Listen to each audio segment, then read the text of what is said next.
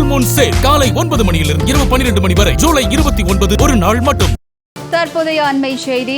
சென்னை கோயம்பேடு கழிவுநீர் சுத்திகரிப்பு நிலையத்தில் முதலமைச்சர் விஜய் நேரில் சென்று ஆய்வு மேற்கொண்டு வருகிறார். இது தொடர்பான கூடுதல் விவரங்களை செய்தியாளர் ஜெயலானி வழங்க கேட்கலாம். வணக்கம் ஜெயலானி, இது தொடர்பான முழு விவரங்கள்.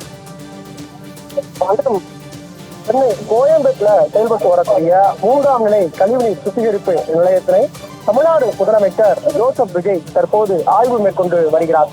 குறிப்பாக தமிழ்நாடு முதலமைச்சர் ஜோசப் விஜய் பொறுப்பேற்றதற்கு முன்னாக தொடர்ச்சியாக குடிநீர் மற்றும் கழிவுநீர் வெளியேற்று வாரியங்களில் இருக்கக்கூடிய இந்த முக்கியமான ஆலைகளை ஆய்வு செய்வது என்பது வாடிக்கையாக வைத்திருக்கிறார். இதற்கு முன்பாக கடல்நீரை குடிநீராக்கும் திட்டம் நெம்மேலியில் இருக்கக்கூடிய அந்த இடத்தினை நேரில் சென்று ஆய்வு மேற்கொண்டு அந்த பணிகளை துரிதப்படுத்துவதற்கான உத்தரவுகளை அதிகாரிகளுக்கு பிறப்பித்திருந்தார்.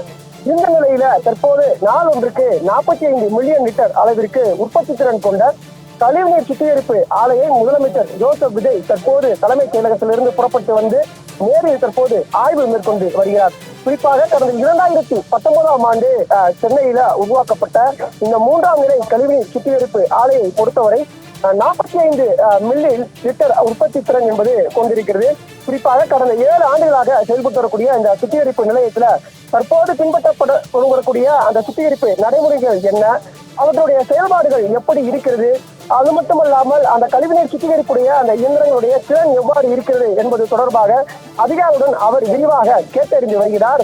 தொடர்ச்சியாக தற்போது இருக்கக்கூடிய அந்த சுத்திகரிப்பு ஆலயத்துடைய நிலை மற்றும் செயல்பாடுகள் அவை எவ்வாறெல்லாம் மேம்படுத்தலாம், தற்போது இருக்கக்கூடிய நவீன தொழில்நுட்பங்களில் ஏதேனும் மாற்றங்கள் செய்ய வேண்டுமா என்பது குறித்து முக்கிய விவரங்களையும் முக்கிய ஆலோசனைகளையும் தற்போது குடிநீர் மற்றும் கழிவுநீர் வெளியேற்று வாரிய அதிகாரிகளிடம் கேட்டு வருகிறார். குறிப்பாக இந்த நிகழ்வுல சென்னை மாநகரின் நீர் தேவையை சமாளிக்க இத்தொழில்நுட்பம் மேலும் விரிவு செய்வதற்கான ஆய்வுகளும் மேலும் அது தொடர்பான தகவல்களையும் அதிகாரிகளுக்கு கேட்டு தெரிவித்துக் கொள்ள இருக்கிறதாகவும் நமக்கு தகவல் என்பது கிடைத்திருக்கிறது.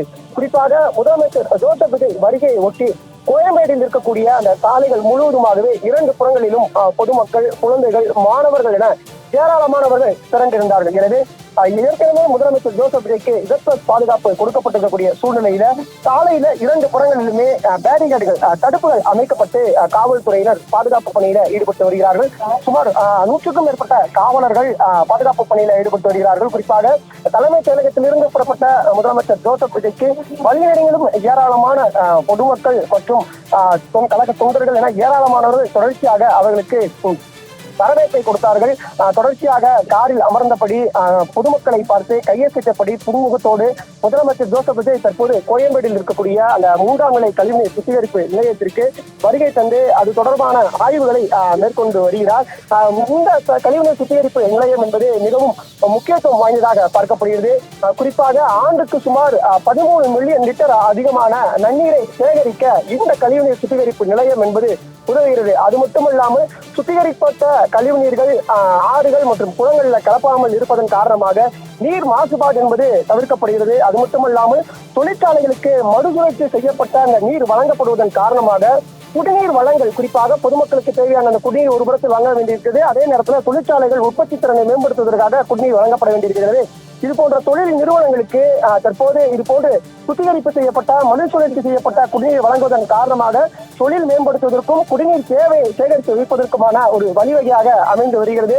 இந்த நிலையில்தான் தற்போது அந்த 3ஆம் நிலை கழிவுநீர் சுத்திகரிப்பு நிலையத்தினை தமிழ்நாடு முதலமைச்சர் ஜோசப் விஜய் ஆய்வு மேற்கொண்டு அதிகாரிகளிடம் தற்போது இருக்கக்கூடிய நிலைமை குறித்து கேட்டு வருகிறார். குறிப்பாக நாள் ஒன்றுக்கு 45 MID அளவிற்கான அந்த கழிவுநீர் தொழில்நுட்பத்தை பயன்படுத்தி குடிநீராக தூய்மையான நீராக மாற்றுவதற்கான திறன் கொண்டது. ஒரு ஆண்டிற்கு ஒட்டுமொத்தமாக 120 MID அளவிற்காக அந்த சுத்திகரிப்பு என்பது செய்ய முடியும். 4 முறைகள்ல இங்க இருக்கக்கூடிய இந்த கழிவுநீர் சுத்திகரிப்பு நிலையங்கள் இருக்கக்கூடிய இயந்திரங்களை பயன்படுத்தி அந்த கழிவுநீர் சுத்திகரிக்கப்படுகிறது. குறிப்பாக குப்பைகள் மற்றும் திடக்கழிவுகள் முழுவதுமாக அகற்றப்படும். அதற்கு பிறகாக உயிரியல் முறையில கழிவுகள் சிதைக்கப்பட்டு அதற்கு பிறகாக அங்கிருக்கக்கூடிய சில கெமிக்கல்கள் அவுட் ஆஸ்மெட்டின் என்று சொல்லக்கூடிய அந்த முறைப்படி சுத்திகரிக்கப்படுகிறது.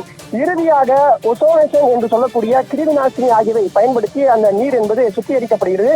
இங்கு சுத்திகரிக்கப்படக்கூடிய இந்த மறுசுழற்சி செய்யப்பட்ட நீர் என்பது தொழிற்சாலைகளுக்கு அனுப்பப்படுகிறது. நேரடியாக குழாய்கள் மூலமாக இருக்காட்டுக்கோட்டையில் இருக்கக்கூடிய சிப்காட் மற்றும் ஸ்ரீபெரும்புத்தூர், ஓரகடம் தொழிற்பேட்டைகள் உள்ளிட்ட இந்த தொழிற்சாலைகளுக்கு அங்கு பயன்படுத்தக்கூடிய அந்த தொழில் நிறுவனங்களுக்காக இந்த மறுசுழற்சி செய்யப்பட்ட நீர் என்பது வழங்கப்படுகிறது.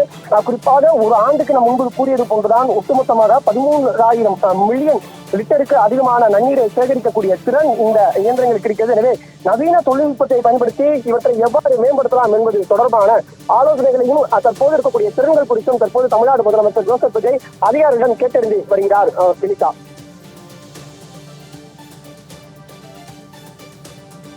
ஆய்வு தொடர்பான முழு விவரங்களுக்கு நன்றி ஜெயலானி.